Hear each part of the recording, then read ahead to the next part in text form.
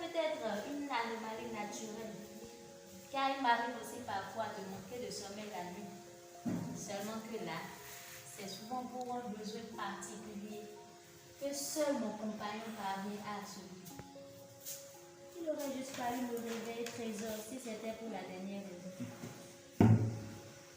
Alors, que se serait-il passé si cette raison était la dernière m'ayant déniché de la chaleur de notre lit?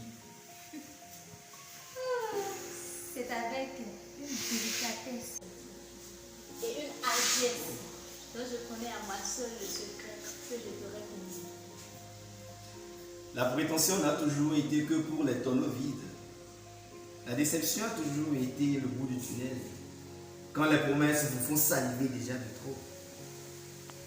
On n'est jamais satisfait de nos attentes. Et ça, c'est connu de tous. Je préfère la pratique à la théorie. Elle seule nous donnera raison certaine. Car à la fin, tu seras contraint de te plier à chanter l'éloge de mon talent et surtout la chance que tu as de m'avoir avec lui. Tout ça m'aurait bien plu. Si seulement cette envie était la raison du trouble m'ayant déniché de la chaleur de notre lit. La raison, elle est de taille. Encore plus, car la lumière semble me fuir. À ce point, Non, pas à celui-là. À plus encore.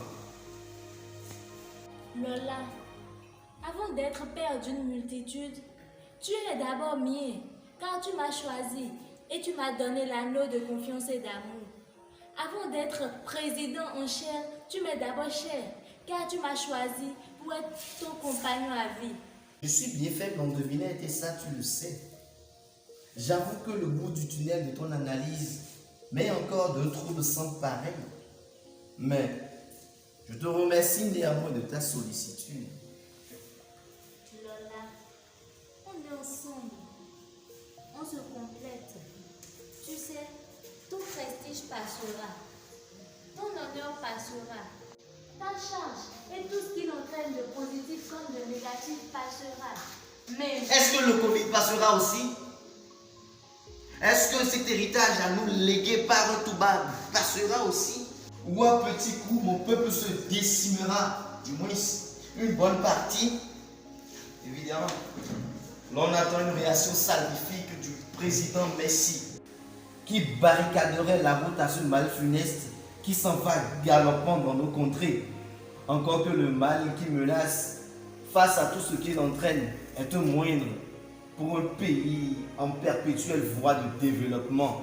Passera-t-il cette crainte de tout un chacun de nous d'un lendemain meilleur que celui-là où on ne fut obligé de manger seulement que 2 fois par jour?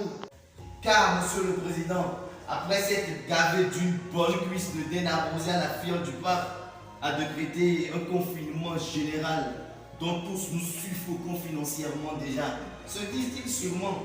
et c'est pour leur bien. Passera-t-il ce moment où les mieux pensants des villas bien bâties coupent nos frontières et nos commerces, plongeant ainsi nos vies dans une famine et une misère infernale, où le panier de la ménagère, cette fois-ci plein, mais de produits pourris, tous dans leur case?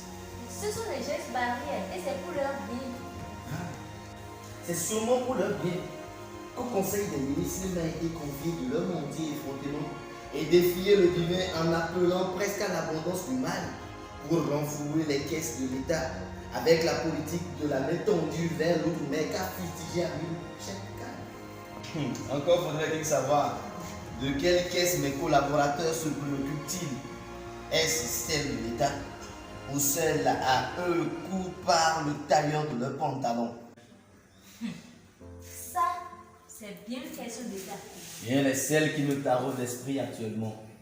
Surtout que dans quelques instants, il me faudra lire au palais un discours de souhait à connotation rassurante pour la fête de l'indépendance. Ce mémorial est bien plus grand et digne d'intérêt, car il nous rappelle combien ce pays n'aurait pas été tel si des hommes n'avaient pas osé décider de changer les choses, de changer la manière de voir les choses.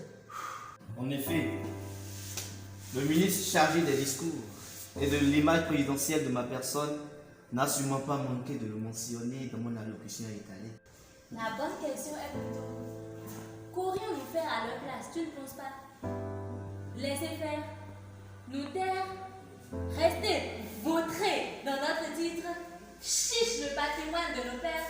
Non mais c'est leur temps. Ils ont eu à faire leur temps. C'est à notre tour de régner à notre guise. Ça a fait le président. Mais ça n'a jamais fait un père de la nation. Sarcasme ou énigme. L'un ou l'autre, je n'ai jamais pu le décrypter avec aise. J'avoue que je ne sais vraiment où tu veux en venir. Je t'apprendrai. Un père, c'est celui-là qui sait écouter ses enfants. Qui sait qu'il a des responsabilités à leur sujet et qui assure à sa progéniture un meilleur lendemain. Mais c'est surtout celui-là qui sait avec tact être intransigeant et rigoureux quand il le faut. Mais d'où à des occasions, le primordial dans tout ceci est que chaque acte qu'il pose doit être accompagné par un souci permanent. L'épanouissement de sa progéniture, c'est d'ailleurs cela qui lui confère un nom inoubliable, même quand il ne sera plus là. Car on le citera pour ce qu'a été sa vie, pour n'avoir pas détruit, pour l'amour de la patrie, pas ses bévues et ses hérésies. C'est le plus bel héritage dont on devrait se rappeler à chaque indépendance. De la bravoure de nos héros qui, au prix de leur sang, se sont sacrifiés pour libérer le peuple. Cela traduit une chose, cher Marois. Par-dessus de leur ambition, de leur vie privée, de leur richesse privée, ils ont choisi de libérer le peuple, la voix de la communauté. C'est évident. Ils n'ont sûrement pas été compris et aimés de leurs collaborateurs, assoiffés de gains de l'eau de rose en vain. Des collaborateurs qui tiennent les ficelles à telle enseigne que le dirigeant soit obligé de se plier s'il ne veut pas que sa tête soit libérée à la guillotine de son corps. Ah là, ceux-ci sont cléments. Sinon, c'est toute sa famille qui y passerait. Ah, mamie. Je me demande bien ce qu'ils feraient s'ils étaient à ma place. Avec tous ces lots de problèmes dans le dos, les auraient-ils réglés? Auraient-ils cédé? Se seraient-ils retrouvés contraints de se plier? Ou mourraient-ils à petits coups après avoir réfléchi un peu comme moi? Mon cher mari, la grande question c'est, qu'aurais-tu fait si tu étais à leur place? Agir ou te laisser pousser à agir? Parce que c'est aussi ça l'indépendance.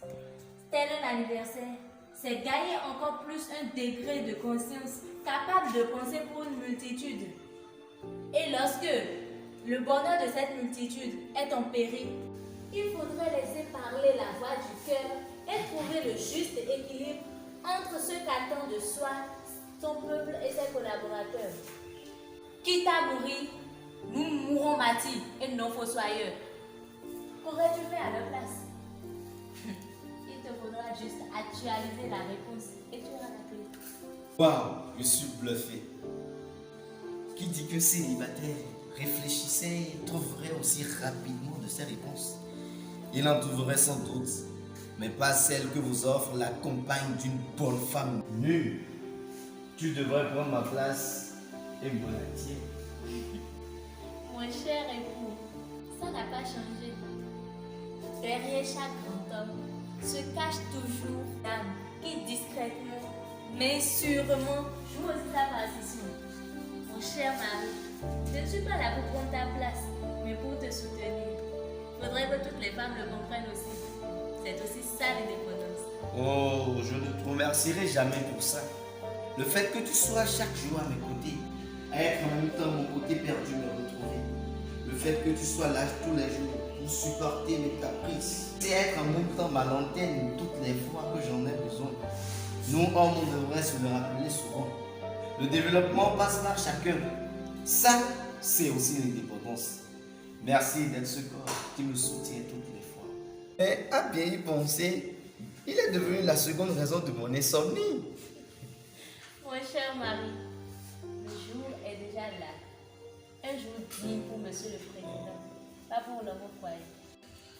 Il a bien dit, sauf que c'est le mot foyer qui a... Qui est-ce? Assassiné dans votre homme de Monsieur le Président. Je veux m'excuser le fait que j'étais en votre intimité. C'était le temps de se rendre au stade. Et monsieur Jules, votre ministre chargé des discours, j'attends pour la répétition de votre allocution. Entre donc, assassinateur. Tu es mon homme de confiance et ce n'est pas pour rien que tu es mon homme de main personnelle. Tout est fait prêt? Oui, monsieur le président. Et la voiture vous attend avec le cortège présidentiel pour vous mener au podium où la moindre est installée pour le discours. Non, non.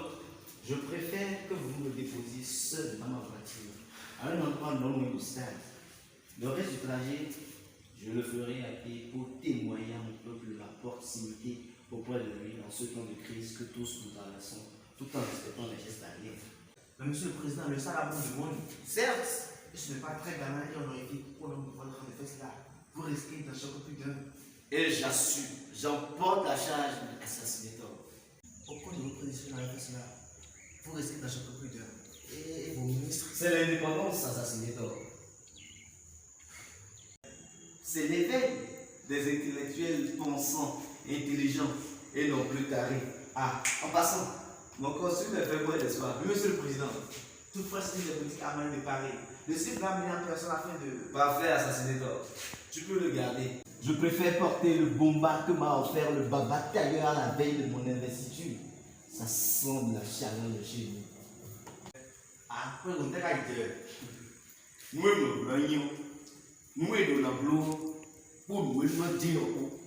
c'est l'éveil des intellectuels pensants et intelligents. Vous pouvez me retirer, assassinateur. Assurez-vous que je ne vous exigerai pas de remplacer votre vespa, un costume de porigan d'armée ou par un bilan de. C'est l'éveil aussi. Tu as tout